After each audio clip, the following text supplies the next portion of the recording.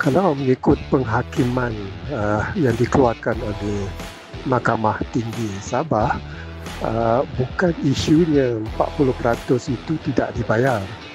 Memang dibayar. Cuma yang menjadi masalahnya adalah daripada 1974 sehingga ke 2022 sepatutnya diadakan review setiap 5 tahun, tapi tidak dibuat oleh kerajaan persekutuan dan juga kerajaan negeri. Itulah apa yang dipanggilkan the lost years itu. Itu yang menjadi isu. Bukan menjadi isu 40% itu, tidak. Sebab itu kerajaan persekutuan tidak membuat rayuan dalam hal 40% itu kerana memang dibayar. Cuma yang menjadi masalahnya adalah tidak diadakan review setiap 5 tahun. 40% yang dibayar daripada 74 hingga ke 2022 itu tetap sama. Tidak timbul kerajaan persekutuan culas dalam membayar 40%. Tidak timbul. Kerana itu termaktub dalam perlembagaan. Sukar untuk kerajaan tidak membayar kalau ada dalam perlembagaan. Kalau kerajaan tidak membayarnya, sudah pasti dah lama dah isu ini akan ditimbulkan.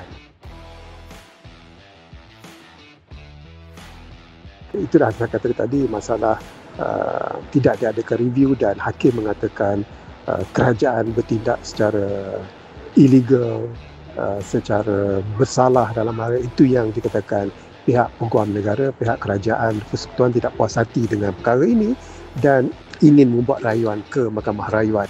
Tuduhan yang mengatakan bahawa kerajaan persekutuan culas membayar 40% hasil itu tidak timbul dalam penghakiman.